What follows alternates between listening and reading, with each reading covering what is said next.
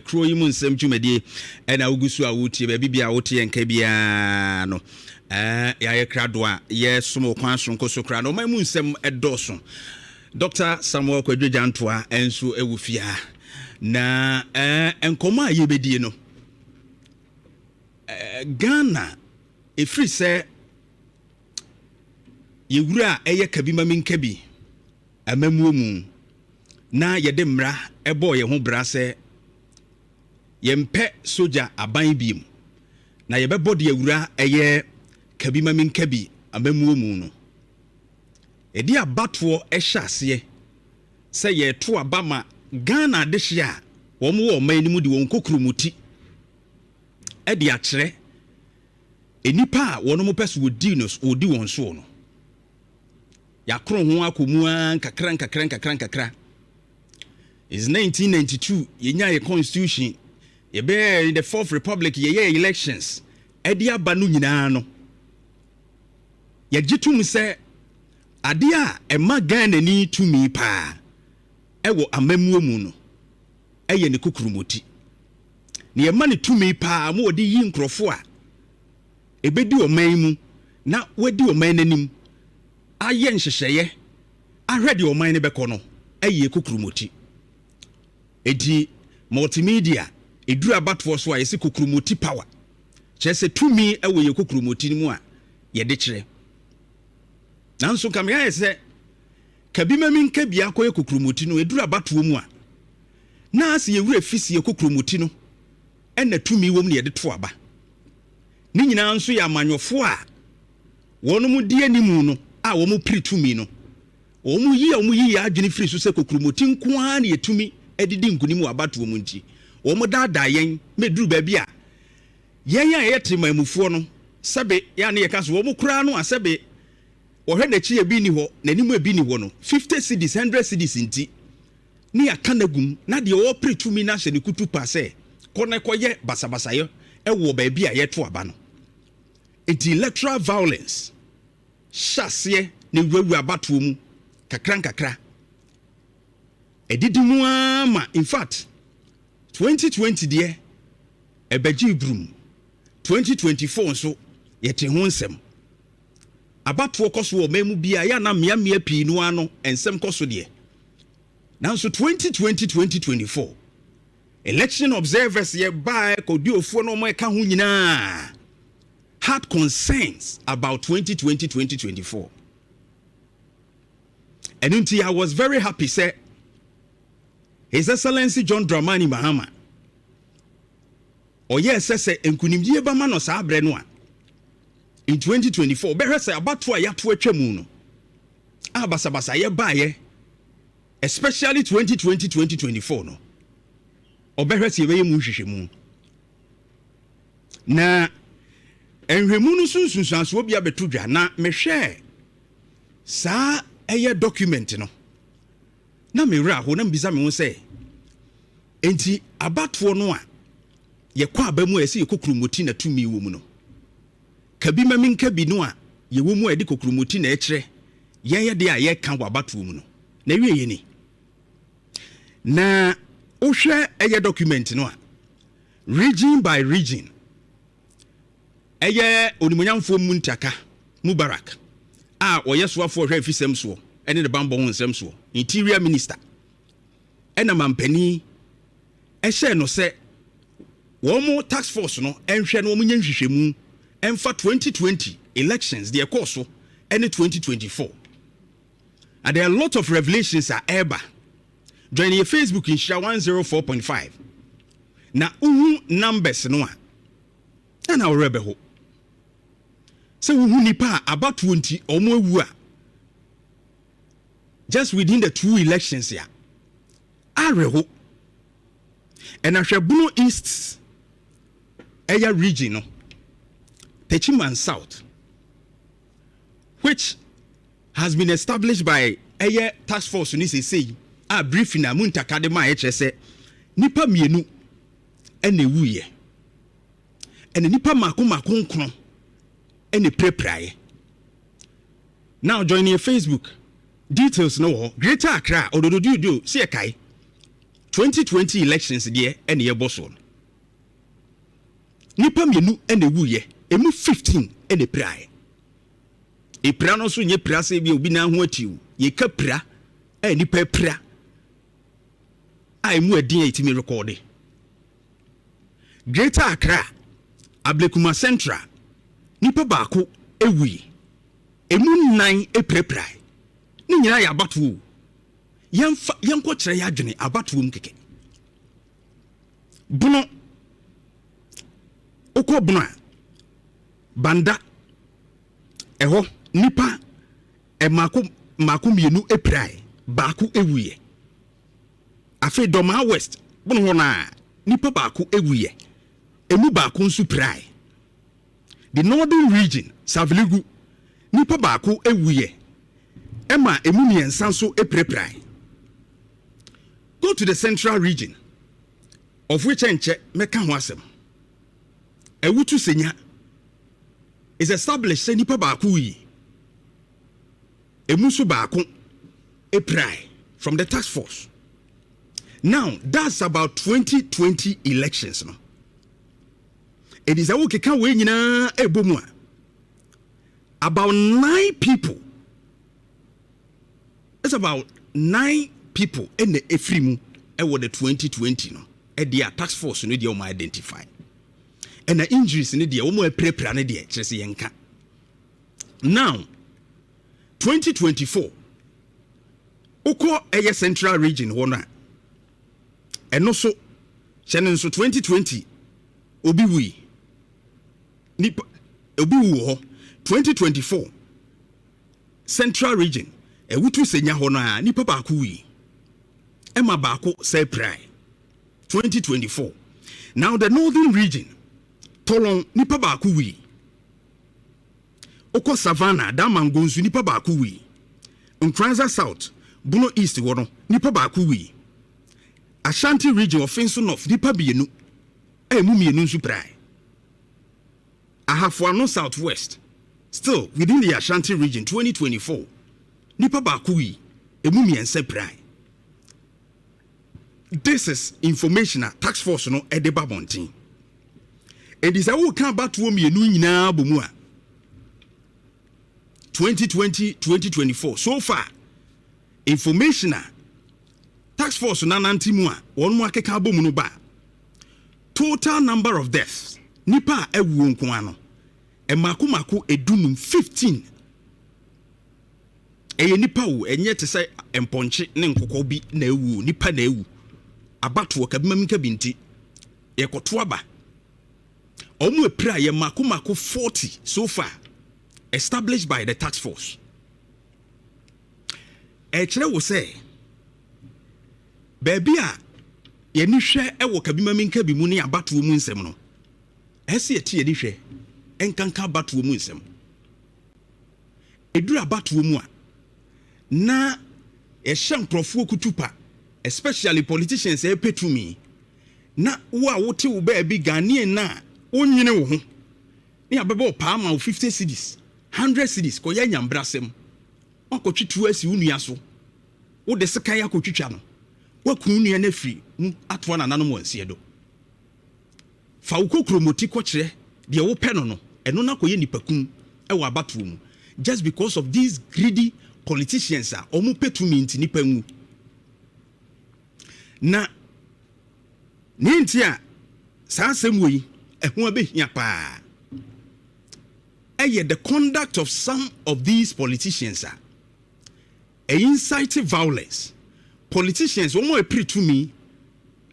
eni ye bia omo ta ya ema basabasa ye eba abatuom na ema wo ye eba constituencies eba regions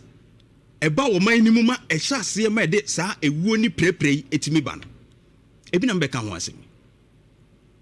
Awutu Senya East asemo ekoso no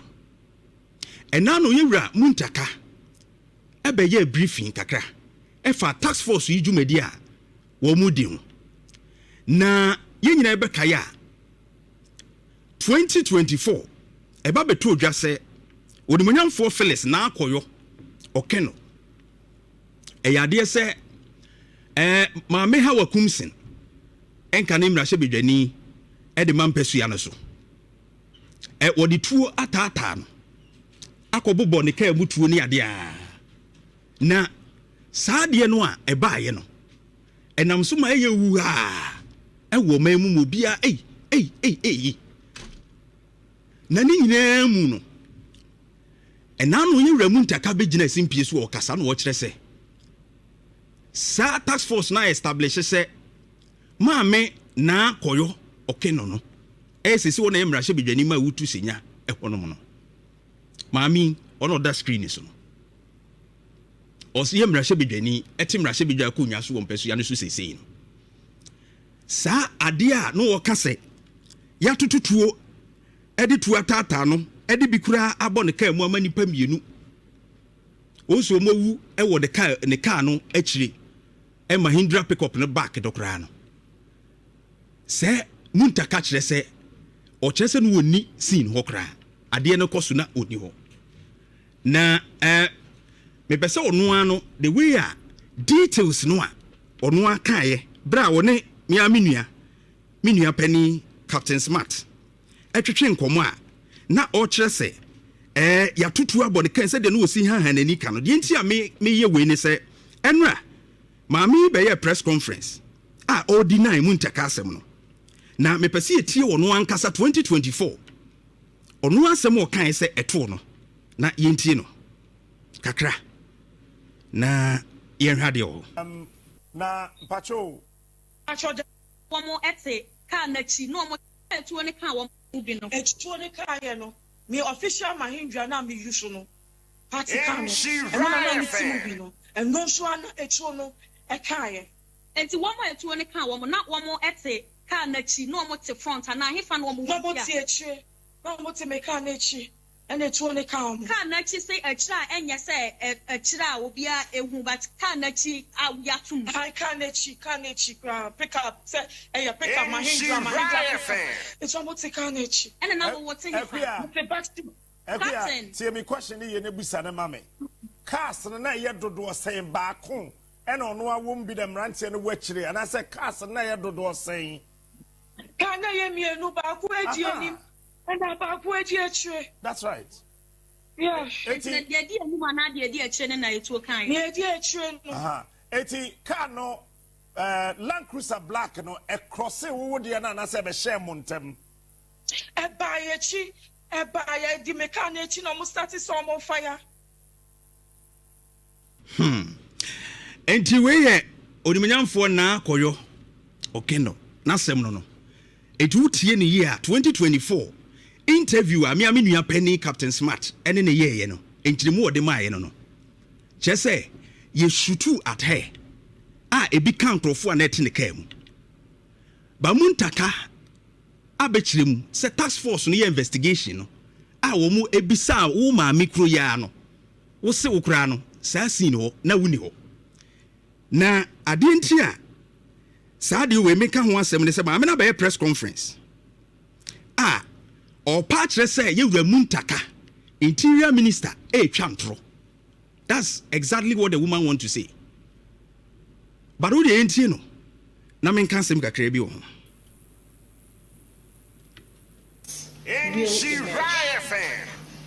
on the issue of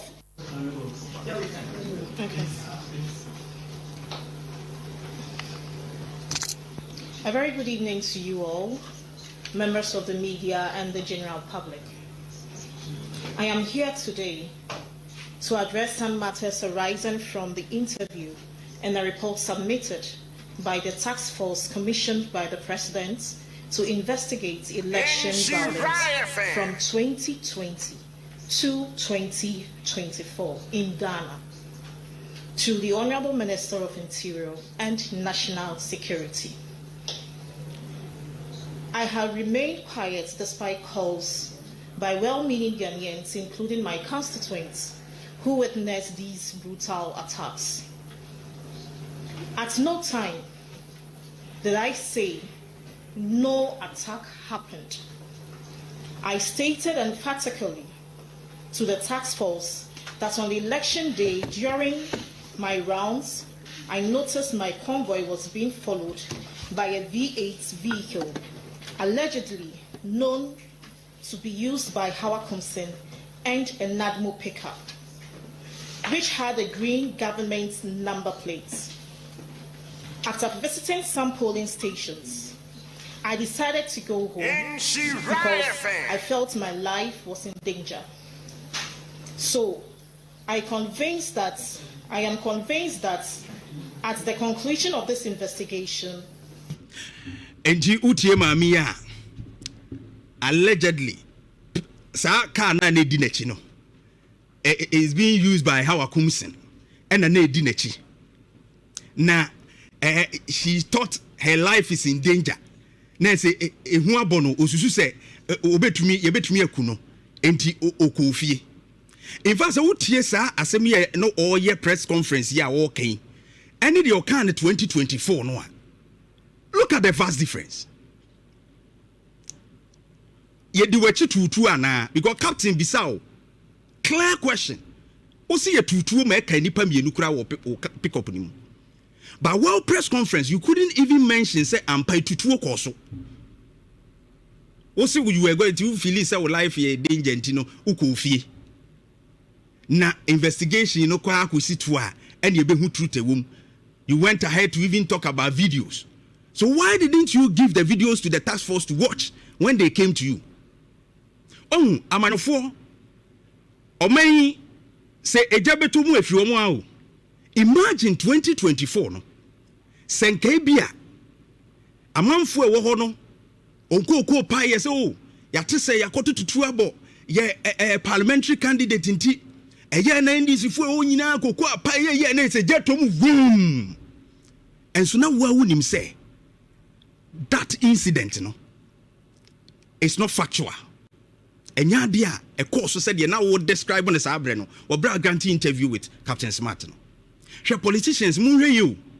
Na oman na yetimi ye only one Ghana. Nhyira Muntaka, this woman has said say oh your trofo and what you said enya no kre. Wa be gina Ghana fo nyina ani mu atwantro. That's what the woman wants to tell you. Or say tax force na mampania pa wo da no no be twantro. And the dear tone so. Now, if this is a member of parliament, if this woman is a member of parliament, now and I believe that Nhyira Muntaka, you do the needful investigations. No, actually, this woman will come and face whatever it is. Laws, no ma a woman, and she say a woman try what traditional state institutions. What public no cause panic and fear at that time. Constituency will be crossroads will be pino. And they own the okeka. And I'm here na be who ball me na me say me coffee. But who say a tutu abo? Anke ka a yikran ke ebo ebo eye uncrofo typical. It also ye Ghana ni na wo ye babunu na politician ba be frɛw. Sa akwa we say koko yese ya. Know that most of them trofo. Politicians do one kanokre ewo maimu. And this is very dangerous to our peace and security of the nation. Yenhwe ni ye. Now after this task force ejuma no, etwasa nkrofo bi wo ho no mo a emrane ni omu di koche. Na abatwo basaba sa na aman bi ahye no. Amai bin kakra se ya ene jatom wom na abatu achi amai ni nyina ahye ye koni se ye de true rogram no man koso nya ya ye toa na da ye beto ba bi no ejatom se wom. This should be a lesson to us. After this investigation, some heads must roll na ye hu say omai no bambo no ehu hia. Nhyira 104.5 Naa Kooryoo Jantoa.